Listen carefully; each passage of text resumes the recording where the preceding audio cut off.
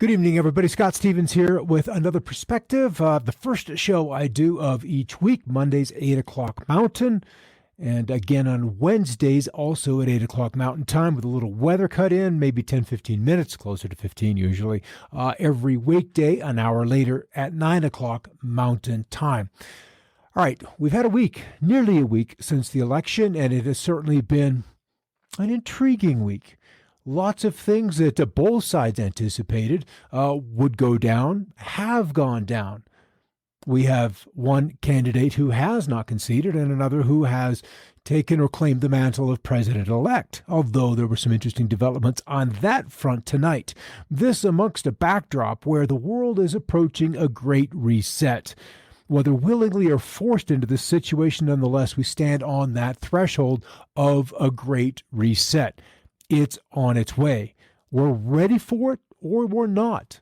I think some governments are and some are resisting. And so it's going to be very interesting to see how this plays out. Good to see you guys coming on there this evening.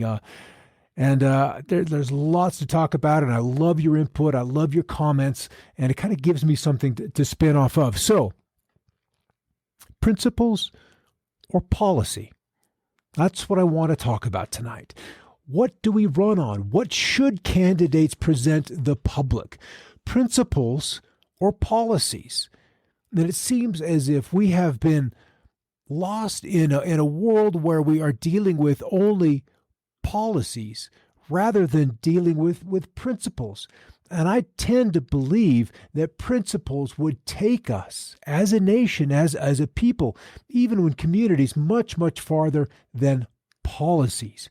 Policies that would have run in, say, 1940 or 1840, very different than ones that we are seeing today. But still, there's this underlying current that belies a principle at the core. And if we cannot promise things that we simply cannot deliver, then it's very interesting to see how policies and, more importantly, their implementation would be changed. So which will it be? Principles or policy as we run in through episode 47.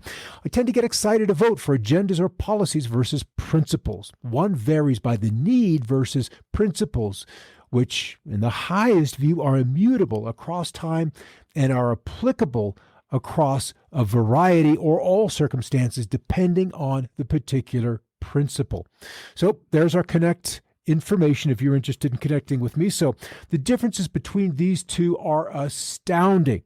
Yet election after election, we are drawn to political platforms based on policies rather than principles from which policies could be, and in my view, should be initiated or formulated or constructed and outlined and then shared with the people as a vision, as the platform. And the United States has one of the world's most famous documents upon which policies could be formed, which would, as the Founding Fathers trusted, ensure the life, liberty, and pursuit of happiness for all of her citizens. And it isn't too late. This document endures across time. All right, last Tuesday, we had the election, but it wasn't until Saturday evening, Wednesday, Thursday, Friday, Saturday, 4 days later, that we had Kamala Harris and Joe Biden approach the audience, and he claimed the mantle because the press had said it so, that he had won. There was an interesting hot mic moment from a Fox News caster within the last 24 hours, essentially saying he doesn't call the elections, the press does. The press declares the winner. And they have been in that position as long as I have been watching election nights. When AP calls it, when NBC calls it, when CBS, ABC, one of the UPI calls it, when one of those wire services, news services calls it, the rest of them fall like dominoes. Like, of course they called it. I see that too. It's just they rush on in. And so this is what happened Saturday night. And it was interesting. The crowd that the team approached was, very unlike any other crowd I've seen in my life. It looked like a parking lot. Very, very makeshift, although the lighting was gorgeous. Love the blue. It was nicely set up, but it was an interesting setup. So, and then just this evening, as I was putting this together, Real Clear Politics polls the Pennsylvania call for Biden and withdraws the electoral votes. That brings him back below that magical 270 number. So it does seem that the fat lady just hasn't had her time on stage just yet. So principles is a proposition or a value that is a guide for behavior or evaluation. In law, it's a rule that has to usually be followed or desirably followed, or an inevitable consequence of something such as laws observed in nature is the way a system is constructed. The laws, much like in physics, something spins, it's going to rotate, it's going to impart angular momentum. It's a principle. You hit something, there's a conveyance of force, of kinetic energy from one object into another, and that other object has to absorb that energy delivered by the first object. It's a principle. Science is founded on principles. And in common English, it is a substantive and collective term referring to rule governance, the absence of which, being unprincipled, is considered a character defect.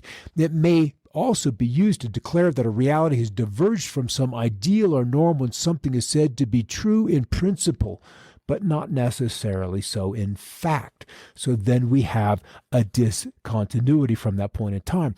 And there are other ways to apply principles as a moral law. A principle represents values that orient and rule the conduct of persons in society. And societies are as varied as people. What is okay in one nation is not okay in another, and you can get ostracized and maybe even hurt physically, and certainly looked at strangely if you happen to fall outside of that moral law. So then there's juridic law. It represents a set of values that inspire the written norms that organize the life of a society, submitting to the powers of an authority, and in this particular case, generally the state. We're coming back to laws. Laws establish a legal obligation in a coercive way. It therefore acts as a principle conditioning the action that limits the liberty of individuals. And we are agreed to this. We submit to this. These are the laws that we've agreed to do. And when you take an oath of office, you are saying, yes, I will uphold those laws. And then you're subject to them. And then there's an accountability that comes with that oath of office. And then a principle is a scientific law. The Archimedes principle relating to buoyancy and the weight of displaced water. We're coming back to the theory of kinetic energy.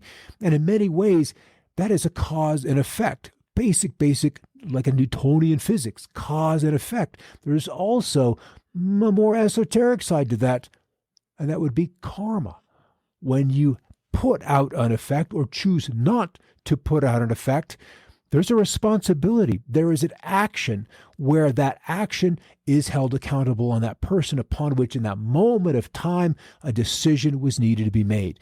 Good to see you guys coming on there. Robin, Ryan, Tracy, Robin, and Lori. Good to see you, Lori. What a week it's been, young lady. All right, policies seem to spring from principles. The principle of equality. We will generate, develop, and try to implement a policy to achieve equality. We will develop a policy for education so that children come through their younger years with a knowledge, a working aspect of how society works, because that's largely what education is. It's training and conditioning so they can work and operate inside a society that is principled in some degree. So in policy, the term may apply to government, public sector organizations, and groups, as well as individuals. Presidential executive orders, corporate policies, and parliamentary rules of order are all examples of policy. Policy differs from rules or law. While law can compel or prohibit behaviors, policy merely guides actions towards those that are most likely to achieve a desired outcome. That's the difference. Policy is a guideline, a framework upon which we can build a solid outcome. If we want to impact climate, then we have to develop a policy to change some kind of behavior. So this is where we are. We're dealing with an eruption of new policies being presented society. And what do we do with these policies? How do we affect these changes in policies for the Great Reset, or if that does or doesn't happen, depending on the globalists, what do we do locally? Because, as they have also said, COVID has presented an opportunity. So one of the things that we've done here at Metadime is Vicki had written a book, SOS 2030, Sink or Swim, the Survival Guide for the Next Decade. And much of the topics that we talk about in this book are mirrored in the World Economic Council and their desire for the Great Reset. Problems are problems. We all see them. How we affect the change to the betterment of humanity comes down to policies, because the principles will remain the same, that we should be given substantially similar opportunities. Now, granted, outcomes are going to be greatly different upon people because, hey, we're individuals. And that is our right as beings, is our beautiful individuality. That's our strength. That's our diversity. That is our power as a species, is our individuality. And that individuality is granted all beings, whether you're cats and dogs and birds. Ants and those kind of things have hive mentalities. They're just young souls. Whereas when you get the opposable thumb, the ability to walk and communicate and consider the concept of God, then you're far more evolved down that path to evolution, if you will. So principles versus policies. And we talked earlier about the Constitution, where we have laid out these principles. The First Amendment: Congress shall make no law respecting an establishment of religion, or prohibiting the free exercise thereof, or abridging the freedom of speech, the press, or the right of the people to peaceably assemble and to petition the government for the redress of grievances. Simple enough, right? How could you say so much in so few words? The fewer the words spoken, the cleaner the message, the more easily it is to digest. This is a big issue with all of the policies and even the legal code that this country has. Could fill up more than my house, and there would be trailers outside. There is so much wordiness, so much code, that we've come away from principles, guiding principles. Second Amendment: a well-regulated militia being necessary to the security of a free state. The right of the people to keep and bear arms shall not be infringed. That's pretty darn simple. So, as we begin to look at the two parties, and there were more than two parties, and that is the fascinating thing, is how could we just keep this discussion just to two parties? For me, that is a huge disservice to the American people and to the process itself. To keep the discussion contained within red and blue, when we have a rainbow of 7 colors right now, not just in parties, but 7 colors. So why settle with red or blue when there's all of these other opinions and points of view that should be considered? But when we have a commission on presidential debates, when we have a party structure and system upon which you must successfully be accepted into before your points of view can be considered, that limits the broadness of the discussion, that limits the concepts, that limits the ideas that can be presented to the people for discussion. And then, if you have to stump, if you have to hit 50 states, if you have to hit 10,000 towns, if you have to hit, 500 districts or 435 districts to talk to these people one by one, because you can't get through the press to talk to them, it becomes an exceedingly exhaustive process. So we have dumbed down bullet points at this point, now that this nation is now 250 years ago. Yeah, Ryan established a false binary, keeps people fighting each other and not their controllers. And this is something that we're going to need to probably recognize here in the very, very short order, is that we can move beyond that. All right, did we lose that? Maybe application window. I kind of went and swept off to the side. There we go. All right. So what we have is, let's just quickly look at 3 of these things. Former Vice President Joe Biden has never really sought or received a reputation as a deep thinker on domestic policy matters. His highest profile role as a senator involved the judicial confirmations and his time changing in the Foreign Relations Committee. As vice president, he's best known as in the national security domain as a personal emissary from the White House to Congress. And so his pitch in the primaries was overwhelmingly about electability. This came from Vox.com. And Bernie Sanders, the Medicaid for all, what was the other one? The free education. That was a big thing. And the other one is big minimum wage increase. Again, we're trying to deal with the principle of some kind of equality or fairness. What values one job so much more than another? How can a CEO, which 40 years ago, whose income was maybe 20 times tops their average employee, versus now 300, 400, 500 times plus all of these other perks? So we've left that income disparity out, and that's why this policy has been brought up, to increase the minimum wage, to bring that ratio ever so slightly closer to where the upper management has found themselves and delivered themselves over the last 30 years. So Biden's commitment to raising the federal minimum wage from its current $7.25 an hour, I remember when it was $3.35 an hour, to $15 an hour is one of the least talked about plans at stake in the 2020 election. Free college for most. He was also an early proponent of free college. In a 2015 Rose Garden speech, he said that we all know that 12 years of public education is not enough, especially today. And even now, once you leave college, are these college kids finding jobs? Are they finding good paying jobs?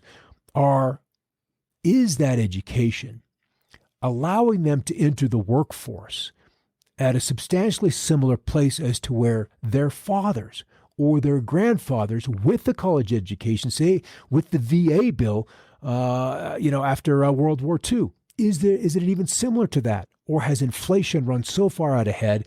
Has specialization of jobs and trades gotten to the point where the college education is almost irrelevant, that one would be better off with a mentor or a trade school rather than going through a very, very expensive 4-year program and wondering, what do I do?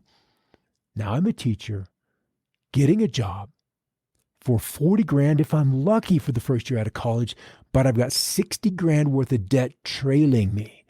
How do I do that? So free college is an interesting concept, but there's also a part of me that says that something is free is worth exactly what you pay for it.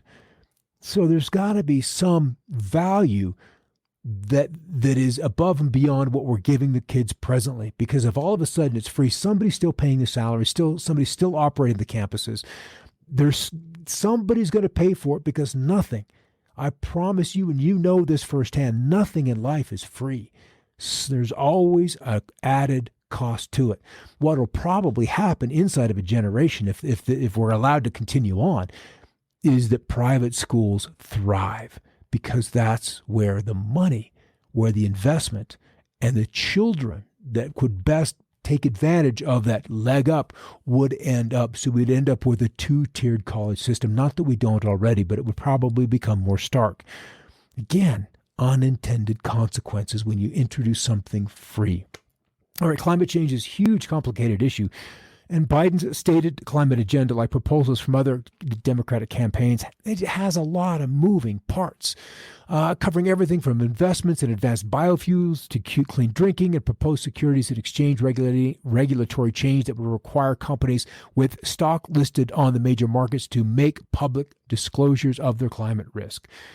And I don't even think that this is a doable goal. There's probably other places, other technologies that we could roll our policies into, upon which we could develop a sustainable economy and reduce, I don't even want to say carbon, because CO2 is a plant fertilizer. Let's just say other pollutions. Now, I think the greater risk is what we are doing underground. And that cost cannot directly be measured like we can sample CO2 out of the atmosphere. What is happening with fracking is going to impact groundwater, not for just a few generations, but for millennia to come.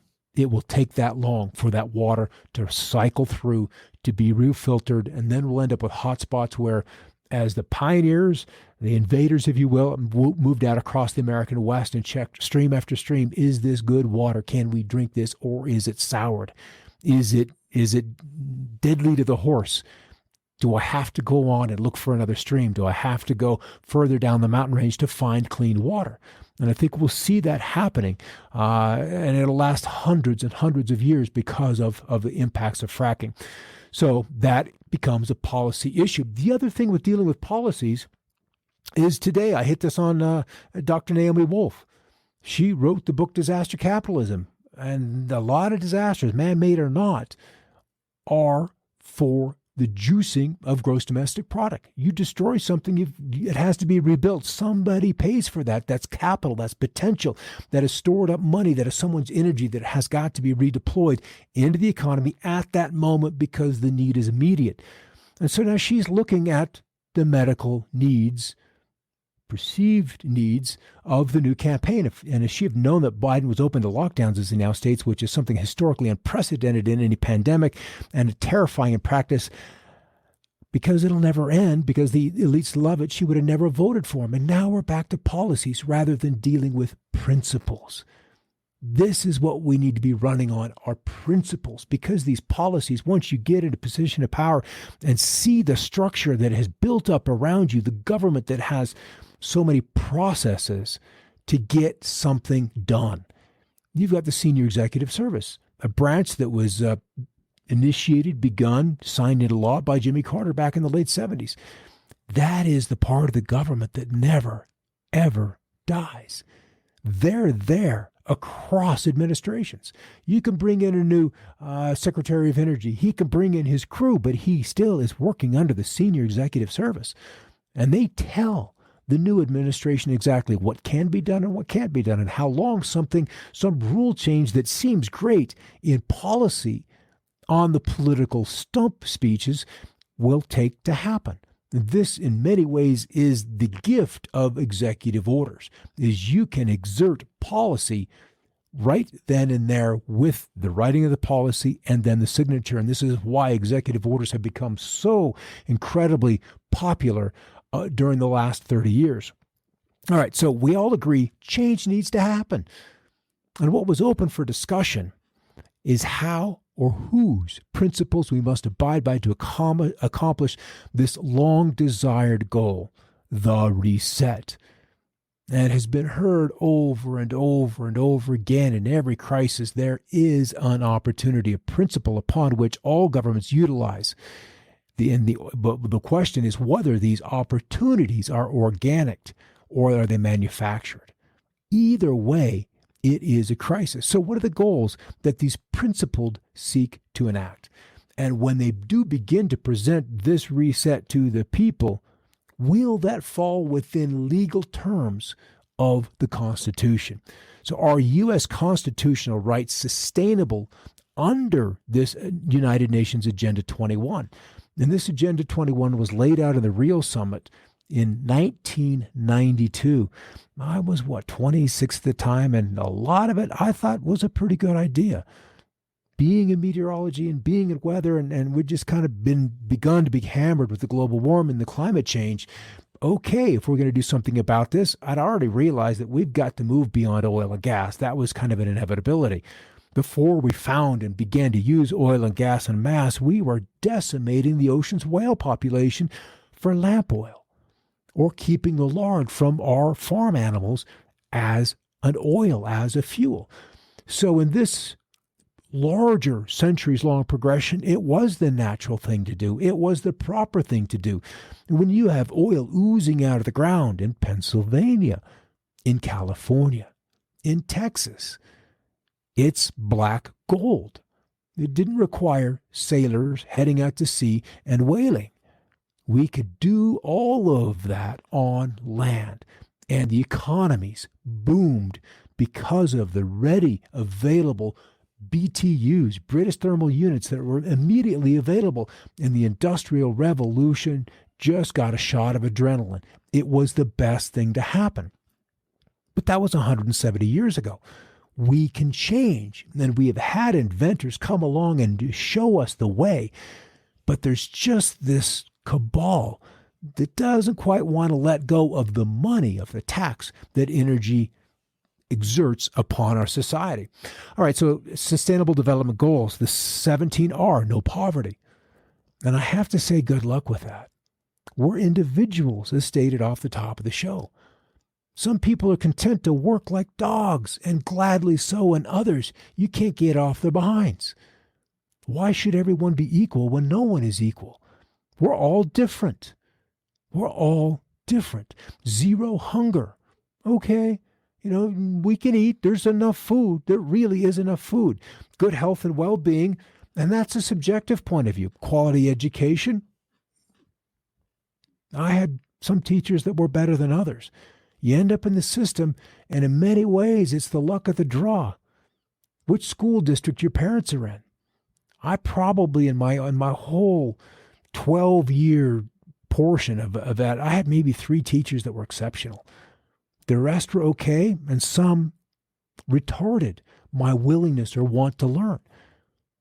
And some of that I didn't have another good teacher in that particular study in English or literature until 5-6 years later. So quality education would be nice, but when we're failing upwards, when there's massive graduation of kids, of students that can't do math, that can barely read, then something else has got to change. And if they've got control of the system now, I don't know how all of a sudden a great reset is going to allow for a quality education unless we completely do it differently and send people and kids out to learn on their own pace, on topics that they're actually interested in, rather than this cookie cutter agenda, this cookie cutter curriculum that we're all forced by the tens of millions to march through. And instead of it being excited to go to school, to do something new, to push your boundaries, you're dreading that teacher in 4th hour that just is angry, puts you in a corner with a hat on, or slaps your hand because, you're just kind of chatty. I was one of those. Gender equality, clean water and sanitation, affordable and clean energy. We can get there. We have the technology. And with clean, affordable, and I'm going to say free energy because that technology has been here for more than a century, that will allow clean water and sanitation. Clean energy, once we can get these non-solar, non-wind, but clean, sustainable, new Tesla-type technologies out there, so much of this agenda is possible. But it has been deliberately kept back from inventor after inventor after inventor for decades now. So what I'm saying is that there's something behind there that they're not telling us. They say they want something, but do they really? The policy looks good, but the principles behind it fall short. Decent work and economic growth, industry, innovation, and infrastructure. Okay, that means work. Industry means work, or could mean work. It could mean robotic work. It's a possibility. Innovation and infrastructure. I'm back to clean energy on that particular one, because with clean, limitless energy, I don't want to say clean energy, limitless energy, we completely do away with the needs for roads in many ways. We could do trails and paths, but roads become almost, especially from city to city, become a redundancy. And when you can travel 20 feet above the ground, 80 feet above the ground, 100 feet above the ground, what's the difference? And at hundreds of miles per hour, then we begin to put a real nice jolt into the economy. When the car showed up, the economy grew. When air travel showed up, the economy grew. When telecommunications emerged on the scene, the economy grew. So innovation and infrastructure can play hand in hand, and when you could fuel that with free, limitless energy, imagine the potential. Reducing inequality. Again, we come back to individuality. You can't force sameness. You can, but you'll end up with resentment and people trying to break out of the system. Then that resistance, that fight in the man, is back. And what have we accomplished? Sustainable cities and communities comes back to energy. Responsible consumption and production, climate action, whatever that may be, life below water. This is an interesting aspect because water is 70% the surface of the planet. That is a whole world that is largely undiscovered, at least to civilians. The military, the intelligence agencies know what's down there, and they're not too excited to get us down there. Life on land, peace, justice, and strong institutions. Let's just say institutions that serve humanity and partnerships with gold. So much of this was adopted a while back. So these are the top 10 job skills of tomorrow and how long it takes to learn them. So they're anticipating that 50% of all employees will need reskilling. Did you get that word, reskilling?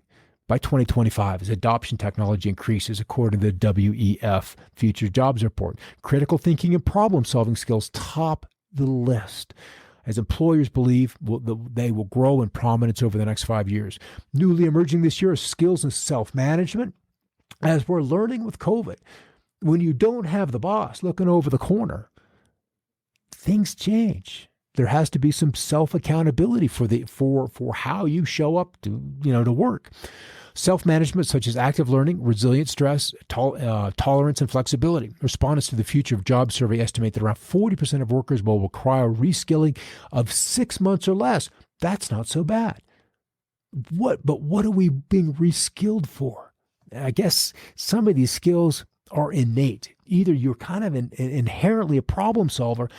Maybe that can be taught, but I think so much of this is just inside of us anyway. And testing that we have done through grade school, through secondary school, begins to kind of reveal those students upon which those kind of skills are apparent and available.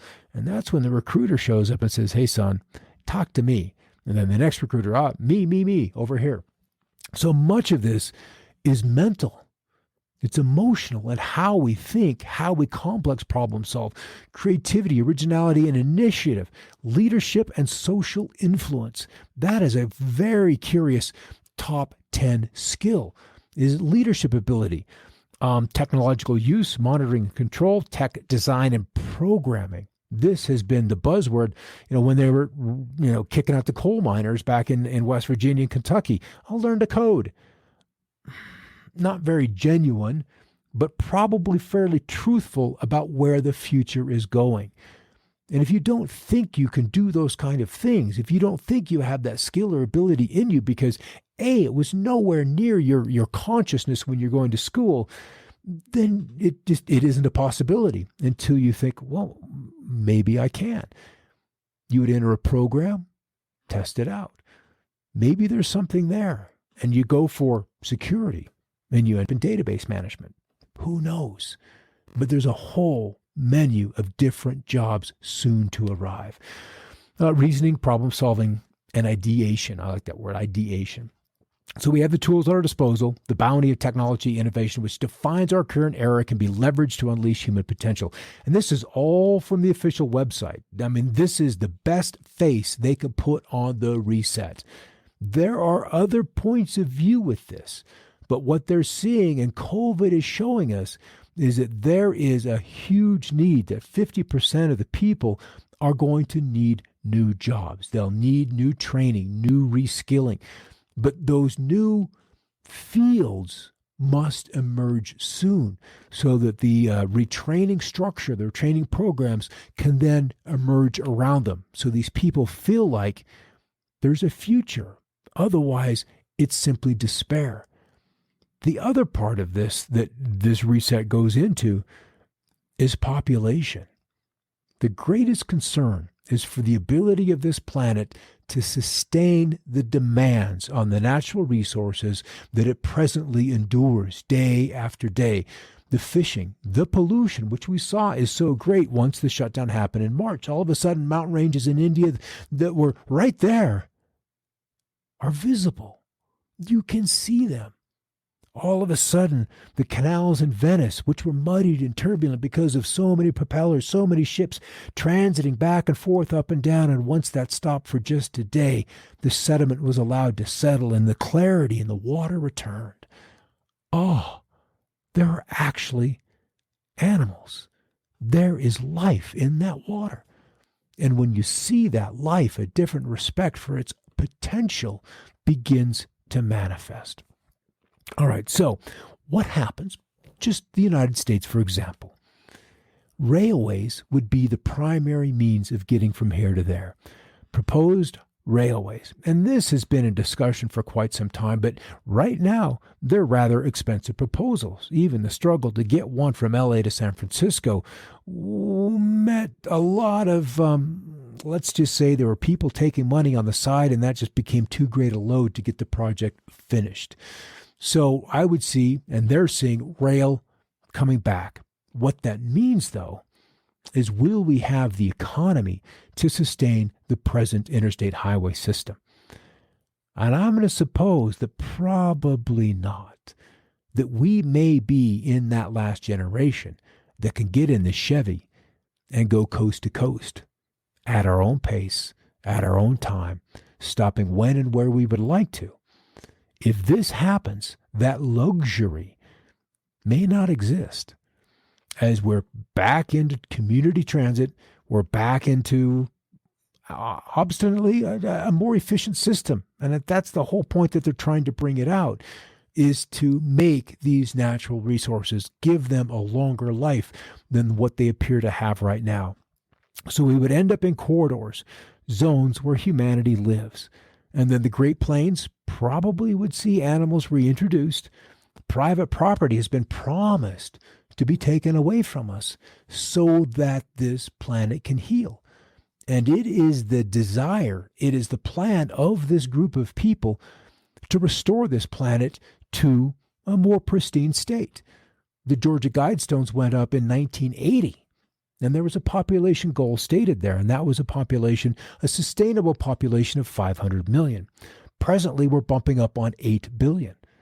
So 500 million goes into nearly 8 billion 16 times, meaning roughly 1 in 15 of us will be here to see this new day. The rest have to watch it come to a conclusion, to watch the old age draw to a close. So it'll be curious to see how that comes about.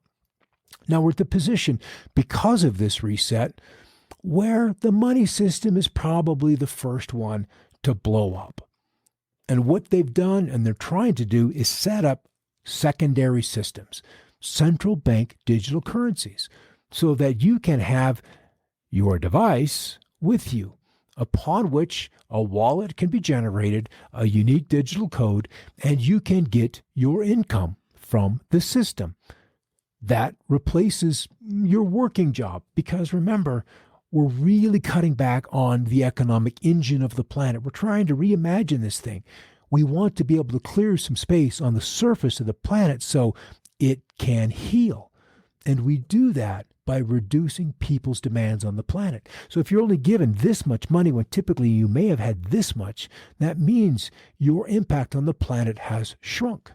You think, and the let's just say the Extinction Rebellion people protesting, even during this election, candidates taking a private jet from point to point. They were protested. There was one where I saw Elizabeth Warren literally ducking and hiding. Don't see me getting off this little jet because it's a policy I've been talking about. We can't have the millionaires taking the private jets. So we would rather send a motorcade with multiple vehicles and do it that way. At least that in policy is how it's supposed to work. But it'll be the money system that goes first. First it was the healthcare, that precipitates the money crisis. So either we end up with a corporate blockchain, like an Amazon coin, like Facebook's Libra, or one of these other ones, like a Bitcoin, like an Ethereum, like Litecoin, potentially Ripple, but I'm thinking because it's corporate-based, probably not. But then this is where our funds end up. And it may be that these outside of the central bank funds become black money. They are kept underground and black market, if you will. That's a possibility. We don't know this because these laws, these policies have not been clearly articulated. To some degree they have, but not to everyone. So we're at this point where COVID, election discontent, economic discontent, and injustices, if you will, have been in place for a long time. And this reset would like to address some of those. but it won't go down without friction. And unrest, unease, or just outright friction amongst the people can act as soap. Soap lifts the dirt, the grime, the things that cling on. Just refusing to let go, this reset can allow us to see and therefore recognize the dirt and grime that coats us all. This pain eventually prepares us for a healing that we speak of, yet so find it so difficult to embody. And that's going to be what this is about. They would like to see us let go of the old ways, and I think in many ways we would like to have that too. But who eventually guides us through? That is going to be the big thing. So as we talked about a couple of shows ago, what to come is never hidden. Only the hand that affects the change, that flips the switch, that creates the strife and unrest remains hidden. So we look at one another and blame our neighbor. Blame the one that thinks slightly different than you, that wants a different outcome, that wants a different person in office because of their policies. Even though at heart, in soul, we all have the same principles. We all know truly right from wrong. But we're attached to different policies. One basic truth can be used as a foundation for a mountain of lies. And if we dig deep down enough in the mountain of lies and bring out that truth to set it on top of the mountain of lies, the entire mountain of lies will crumble under the weight of that one truth. And there is nothing more devastating to a structure of lies than the revelation of the truth upon which that structure of lies was built, because the shockwaves of the revelation of the truth reverberate and continue to reverberate throughout the earth for generations to follow, awakening even those people who had no desire to be awakened to the truth. So we're at a point where our angst, our anxiety, our willingness to defriend and unfollow because of people's adherence to policies, we're willing to nearly sacrifice the liberty that our fathers and our forefathers fought and died for. Policies, not principles. But principles are what guided the forefathers to today. And it's time we pick up once again those principles upon which this nation was founded, and we can once again regain, re-enliven this nation so that it will survive another generation, that it will look back at this election of 2020 not as an angst, not of one of discontent and civil unrest, but one of a God-given opportunity to move beyond policies that have not served us and back into principles upon which we were founded and has survived, even under great strain at times, into the future. And I can see that day that this is accomplished, that leader will emerge to once again unite brother, father, mother, and daughter across generations and for generations to come. All right, guys, that's another perspective on this Monday night. I'll hit you up in the comments after the show. Yeah, we do, Ryan. We do remember the great teachers. And we are grateful. Mr. Toady, my third grade science teacher, actually he was homeroom, third grade, inspired me while I was living in Gallup, New Mexico. And then Coach Wilson for literature, 10th grade. He undid a lot of the damage done in fourth grade English. It's just we thrive when we get good teachers, and that is a really, really tough place to be if you're in an education system and you have to go every day without inspiration. And this is why we enjoy going to school and learning and exploring, is because of the inspiration that we're given. And this is, in my eyes, what has been missing. And the big issue with elections is they have become platforms to tear down one side rather than paint a future under which all can thrive. All right, guys, have a great night. I'll see you in just a little bit for a little bit of weather. I guess that's only about 15 minutes away. May change ties, may not. All right, have a great night. In the meantime, keep looking up.